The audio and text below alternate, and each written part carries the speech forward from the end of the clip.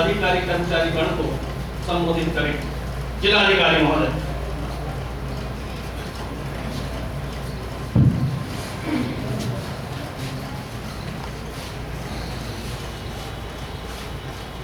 इस दिवस की याद में हम सभी यहाँ पे एकत्रित हुए हैं। उस दिवस को लाने में महती भूमिका निभाने वाले आदरणीय नागर जी, मेरे सभी साथी कर्मचारी, मीडिया बंधु, हमारे प्यारे बच्चों और यहाँ उपस्थित सभी नागरिक समुदाय, सभी लोग, आप सभी को आज स्वतंत्रता दिवस के अवसर पर हार्दिक बधाई, हार्दिक शुभकामना। मेरे मन में ये सवाल आया था कि हम स्वतंत्रता दिवस क्यों मनाते हैं? आप लोग बताएं, बताओ। देश आजाद हुआ था और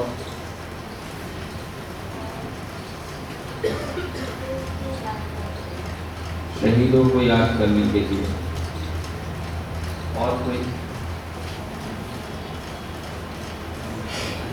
ये एग्जाम नहीं है यार, इसलिए आप बोल सकते हो।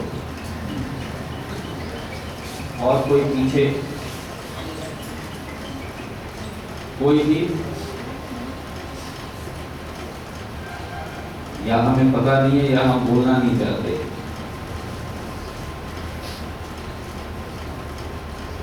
अंग्रेजी हुकूमत को मारने के लिए, अपना राज स्थापित करने के लिए 15 अगस्त को मारते हैं। आज़ादी का जज्बा बना रहे और फिर कभी ऐसी स्थिति ना आए कि हम गुलाम होने। एक बार और बताओ, जन्मदिन मनाते हो घर पे आप लोग? किसी का भी अपना भी बर्थडे मनाते होगे, उसमें और इसमें क्या फर्क महसूस करते हो?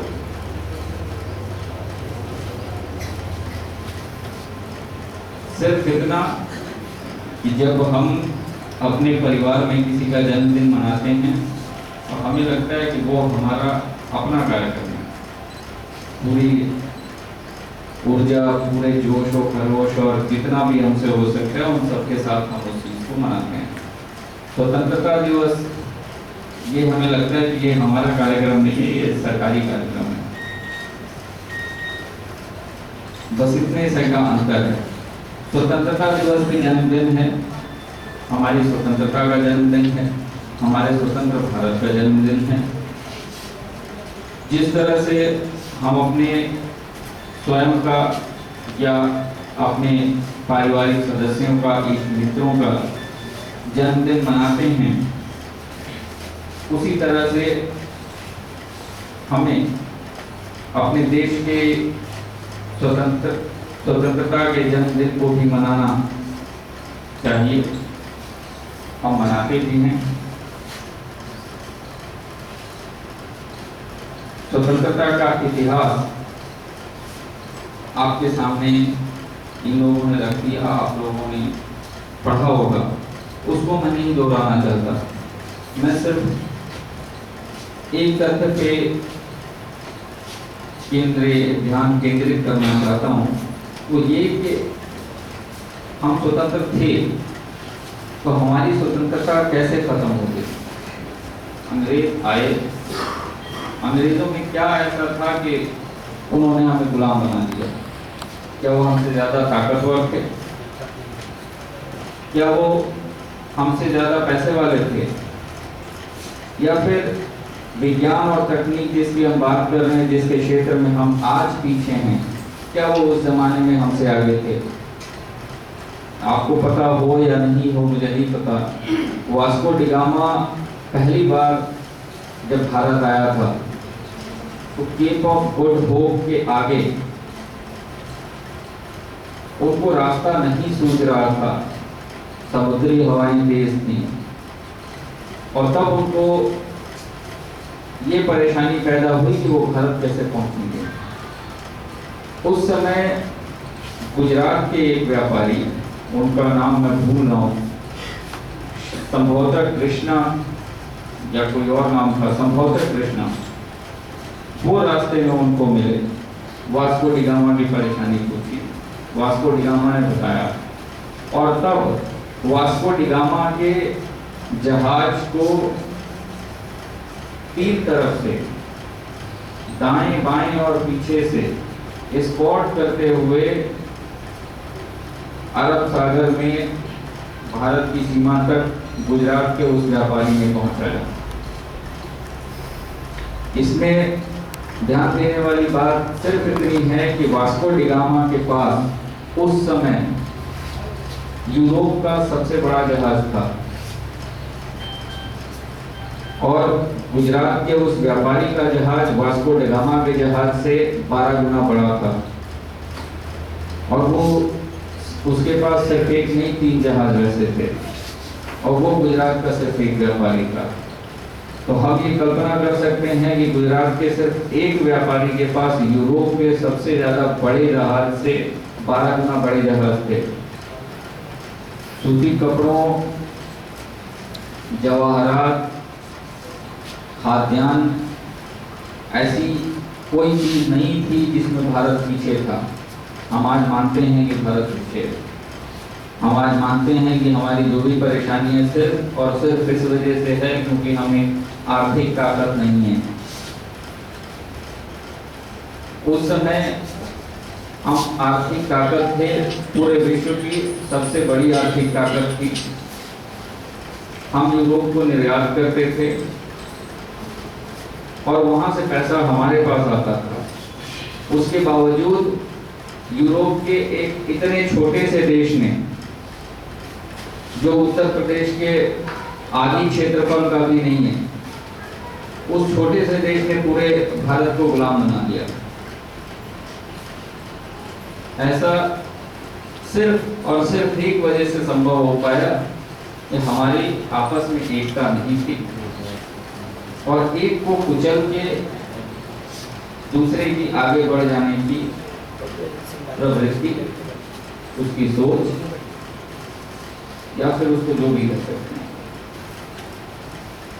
बस इसलिए कि दूसरा राज्य गुलाम हो जाए और हमें अंग्रेजों की सहायता मिल जाए और हम उससे आगे निकलें। लेकिन उनको ये नहीं पता था कि दूसरा राज्य आज गुलाम हो रहा है, हमारी बारी कल आ ही रही है। कमोबेश बिल्कुल वैसी स्थिति नहीं, क्योंकि उस समय की भौगोलिक स्थिति, सामाजिक स्थिति और आज की भौगोलिक और सामाजिक स्थिति में फर्क है। लेकिन सोच आज भी हमारे समाज में ऐसी है। हम ये नहीं कह सकते कि हमारे समाज में ये सोच खत्म हो गई। हमारे समाज में या फिर हम में आज भी ये सोच है कि हम ही हम हों और हर जगह हम ही हम हों, चाहे वो क्लास में फर्स्ट आना हो, या फिर सबसे अच्छी नौकरी पाना हो, या फिर सबसे अच्छी पोस्टिंग पाना हो, या फिर सबसे अच्छी तनख्वाह हो, या पारिवारिक स्थिति हो, कोई भी बात हो। यही एक प्रवृत्ति थी जिसने सोने की चिड़िया को कंगाल बना दिया था। ये एक प्रवृत्ति कैसे खत्म होगी? हम यहाँ से सोच लें और घर जाके ये चीज खत्म हो जाएगी, ऐसा भी नहीं है। ऐसा होगा तो अभी तक हो चुका होता। मानवीय स्वभाव कह लें, या फिर हमारे पास संसाधनों का अभाव कह लें, या फिर ऐसे कई कारण गिना लें, ये चीज है। सिर्फ एक चीज इसको खत्म नहीं तो इसको कम कर सकती है, वो ये है राष्ट्र प्रेम की भावना। राष्ट्र प्रेम की भावना तब होगी जब राष्ट्र में हमें कुछ दिखेगा। आज आप लोग कुछ बनना चाहते हो? क्या बनना चाहते हो? क्या करना चाहते हो? डॉक्टर, आपके घर आसपास परिवार कैसे डॉक्टर बनने का सोचा? बोलो, खुल के बोलो यार, एग्जाम नहीं है, बोलो।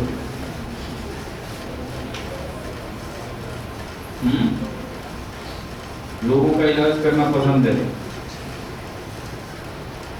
फ्री में करना चाहते हो। मेरे ये कहने का मतलब है कि आपको पता है, मतलब प्रेरणा कहाँ से मिली, कहाँ से सबसे पहले शुरुआत हुई? किसी को देखा, डॉक्टर के पास गए, वहां से अच्छा लगा, किसको देखा? भाई हैं, और आप लोग, आप बताओ। अच्छा, अपना नाम बता दो, आप नाम पूछा आपका? रिदम। आपका नाम बताओ तो। प्रिया चौहान, ओके। आप क्या करना चाहते हो?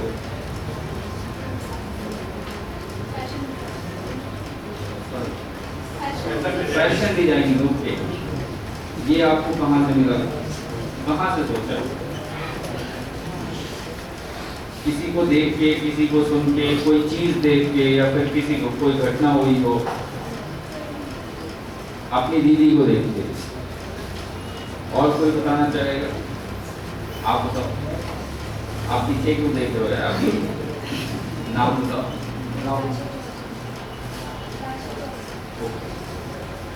राहुल। आप क्या करना चाहते हो? पुलिस बनना चाहता हूँ। पुलिस। ये आपको कहाँ से मिला? मेरे पापा का सपना है। गुड। IPS, ये आपको कहाँ से मिला? कहाँ से आपके मन में ये बात कहाँ से? फील फ्री, अपनी आप पता तो चलेगा यार।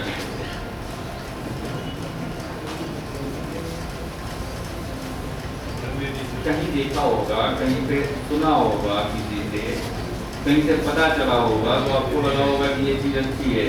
या फिर कहीं जैसे इनके घर में कोई थे, इनके कोई दोस्त थे, कोई जानने वाले थे, तो वैसे होती है। जब तक हम चीज़ को जानेंगे नहीं, तब तक हम कैसे बनने की इच्छा करेंगे? तो जाना कहाँ से, तुम यही बताओ।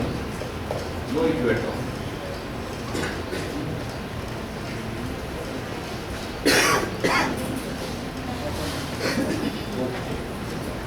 हमारे देश की प्रभावशाली महिलाओं को देख के ये कड़ी बहुत लंबी हो सकती है। मेरा सिर्फ इतना मकसद था कि हम बहुत ज़्यादा, अधिकतर मेरे ख्याल से 80 से 90% उन चीज़ों से प्रभावित होते हैं जो हमारे परिवार में घटित हुई हैं, या जो हमारे आसपास घटित हुई हैं, हमारे रिश्तेदारों में हुई हैं, या फिर हमारे दोस्त, कोई भी हो जिसको हम जानते हैं। एक गांव में कोई, जैसे मेरा सिलेक्शन हो गया इसमें, तो मेरे साथ वाले जितने लड़के थे उसके पहले तक ये था कि यार हो नहीं सकता, छोड़ दो। जब एक बार मेरा सिलेक्शन हो गया तो फिर सब में जोश आ गया, तो सब आने लगे। अभी तक 5 आ गए हैं इस सेवा में। तो मेरे कहने का मतलब है प्रेरणा स्रोत, कोई प्रेरणा, वो प्रेरणा जब आप कोई अच्छी चीज देखते हैं तो आपको राष्ट्र के लिए प्रेरणा कहाँ से मिलेगी? राष्ट्र के लिए कुछ करना चलो बहुत अच्छी बात है, राष्ट्र के लिए आप कुछ नहीं कर रहे हैं, आप सिर्फ इसको प्यार कर रहे हैं, वो प्रेरणा आपको कहाँ से मिलेगी? क्योंकि आपको राष्ट्र में अच्छा नहीं दिख रहा है। आप हर तरफ यही सुन रहे हैं कि हमारा देश पिछड़ा हुआ है, हमारे देश में बहुत सारी कमियां हैं, बहुत सारी चीजें। इसका इतिहास बहुत कम पता है, क्योंकि इतिहास के बारे में मैक्सिमम यही होता है इतिहास कौन पढ़ना, देश का इतिहास जान के क्या कर लो। देश के इतिहास जान के इतना ही फर्क पड़ता है जितना आपके परिवार में, आपके पूर्वज में किसी ने किया होगा। हमारे परिवार में हमें ये बताया जाता था कि मैट्रिक में फर्स्ट डिवीजन से पास होने के बाद परसेंटेज इतना आना चाहिए, क्योंकि हमारे परिवार के टॉपर हमारे एक कजन ब्रदर थे जो मुझसे बहुत बड़े, उनके इनफैक्ट मेरे जैसे बच्चे हैं। तो ये कहानी पूरे घर में चलती थी, और हमारा जॉइंट फैमिली थी, दादाजी के 3 भाई और उनके बाद फिर सो ऑन। तो आप सोच सकते होंगे कितनी लंबी चौड़ी फैमिली थी, लेकिन उदाहरण सिर्फ एक था। नौकरी का उदाहरण पूरे गांव में सिर्फ एक था, जो एक आदमी एयरफोर्स में गया था, अपनी मेरिट की बदौलत तो ये चीजें मायने रखती हैं, ये चीजें प्रेरणा देती हैं। आपको राष्ट्र के प्रति उन चीजों का ज्ञान नहीं है। जब हम आज ये कहते हैं कि हम विज्ञान और तकनीक में बहुत पीछे हैं, विज्ञान और तकनीक में हम कभी बहुत आगे थे, इतने आगे जितना कोई कल्पना भी नहीं कर सकता था, सोचना बहुत दूर की बात है। आप लोगों ने वराह अवतार का नाम सुना होगा, हमारी पौराणिक कहानी है। हम कई लोग उसको सच भी मानते हैं, कई लोग झूठ भी मानते हैं। वराह अवतार में वराह की छोटी सी सूंड के ऊपर पृथ्वी टिकी हुई है, वो चित्र दिखाया जाता है, आप लोगों ने देखा होगा। उस चित्र में मतलब घटना है सही या गलत, उस पर मुझे नहीं जाना, पौराणिक कहानी है, सही भी हो गलत भी हो जो भी हो, सिर्फ उस चित्र में सूर्य के ऊपर पृथ्वी को दिखाया गया और पृथ्वी को गोल दिखाया गया। पृथ्वी गोल है, पृथ्वी का आकार चौकोर नहीं है या फिर चपटा नहीं है, किसी भी अन्य तरीके का नहीं है, पृथ्वी का आकार गोल है। ये चीज हम आज मानते हैं गैलीलियो के बाद जब यूरोप ने इसको बताया, लेकिन हमको किसी को वो चीज याद नहीं है कि ये आज से 1400 साल के बाद इन्होंने बताया और शून्य से भी पहले बिफोर क्राइस्ट ये चीजें हमें पता थी। हमें गैलीलियो के बाद पता चला कि ये पृथ्वी गोल है और हमारी पृथ्वी से संबंधित सब्जेक्ट भूगोल, उसका नाम ही भूगोल है और भूगोल नाम हम ही ने दिया है, भूगोल, जिसको ज्योग्राफी कहते हैं। पृथ्वी गतिमान है, ये चीज बहुत बाद में अब जाके पता चली। ये चीज हमें तभी पता थी, इसीलिए हमने इसको जगत का नाम दिया था। जगत मतलब जिसमें गति है। आज ऑपरेशन इतने बड़े बड़े हो रहे हैं, हम लोग विदेश जा रहे हैं। उस समय जब ऑपरेशन थिएटर नहीं था, ऑपरेशन करने का कोई सामान नहीं था और आज की कोई दवाई नहीं थी और ना ही किसी ने कभी मानव शरीर की आंतरिक संरचना के बारे में सुना था। चरक और सुश्रुत उस समय हुए थे। उसके बाद से ऐसा नहीं है कि वो सिर्फ प्राचीन काल में था, प्राचीन काल के बाद उस चीज को संजोया नहीं गया। आज हम कहीं भी सोचते हैं, हमारे दिमाग में अमेरिका, जापान, रूस, ब्रिटेन विकसित देश आते हैं। वो विकसित देश भी आज तक उस टेक्नोलॉजी तक नहीं पहुंच पाए जो हमारे पुष्पक विमान की थी। कहानी कितनी सही है, कहानी कितनी गलत है, इस पे तर्क नहीं करूंगा, सिर्फ इस पे करूंगा कि जो चीज आज तक नहीं है, आज भी हम सिर्फ हवाई जहाज बना पाए हैं, पुष्पक विमान की परिकल्पना नहीं कर पाए हैं जिसमें हमेशा एक सीट खाली रहती थी। पुष्पक विमान का कोई आकार नहीं था, उसमें हमेशा एक सीट खाली होती थी। वो चीज अगर आज हो जाए तो फिर जितनी कंजेशन के प्रॉब्लम्स हैं खत्म हो जाएंगे। हमें अपने राष्ट्र से प्रेम करने के लिए अपने राष्ट्र को जानना पड़ेगा। हम जितना जानेंगे, हमें किसी इंसान से प्यार तभी होता है जब हम उसको पूरी तरह से जानते हैं। पहली नजर का हो सकता है, वो अलग बात है, लेकिन वो टिकाऊ तभी होता है जब आप पूरा जानते हैं, समझते हैं, साथ रहते हैं। राष्ट्र का प्यार भी इसी तरह का है। तरक्की में योगदान देना बहुत जटिल शब्द हो सकता है कि हम क्या करेंगे जिससे राष्ट्र आगे बढ़े, लेकिन राष्ट्र से प्यार करना ये तो बहुत सीधा सा शब्द है। आप राष्ट्र से प्यार करते हैं और अपने देश, जैसे एक और है, आप जिससे प्यार करते हैं उसके प्रति गलत बात कोई कहे आपसे बर्दाश्त नहीं होती है। उसकी जो कमियां हैं आप खुद उसको बताते हैं कि यार ये ठीक करो, ये अच्छा नहीं लगता है। उसकी कमियों को ठीक करने में आप पूरे का पूरा योगदान देते हैं। उसकी कमियां बाहर न जाए, घर में ठीक हो जाए, उसकी अच्छाइयां उससे ज्यादा आप बताते हैं। हम राष्ट्र के बारे में ऐसा कितनी बात कर पाते हैं? हम राष्ट्र के बारे में ऐसा बहुत कम करते हैं। जो लोग करते हो उन्हें मेरी तरफ से साधुवाद, जो नहीं करते हो, जिसमें मैं भी बहुत देर बाद शामिल हूँ, उन सबके लिए मेरी अपील है कि सिर्फ हम प्यार करें बाकी चीजें तो खुद ब खुद हो जाएंगी। अपने राष्ट्र से हम प्यार करें, उसको महान बनना है, उसको विकसित बनना है, वो तो हमारा प्यार बना देगा। धन्यवाद।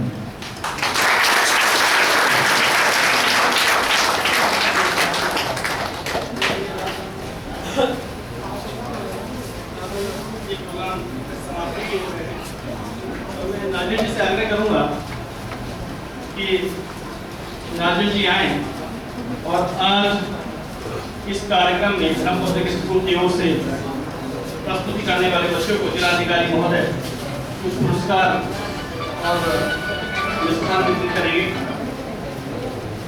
सबसे पहले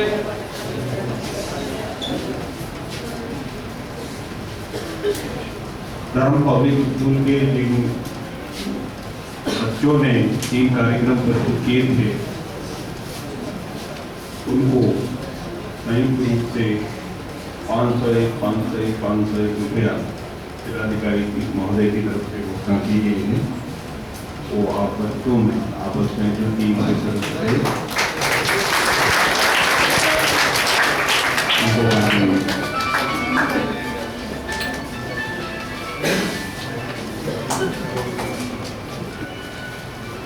सबसे पहले मैं आमंत्रित करूंगा नृत्य गीत ग्रुप डांस था रेस पोस्ट माल की प्रस्तुति करने वाले बच्चों को कि वहाँ यहाँ पर जिलाधिकारी विद्या राजस उनको पुरस्कार वितरण करेंगे।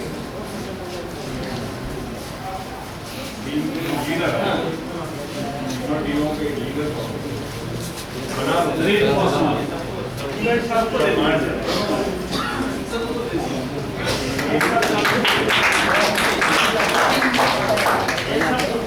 अब एक नृत्य गीत जय हो की प्रस्तुति की थी। जय हो और तीसरा नृत्य गीत था it's happened only in India.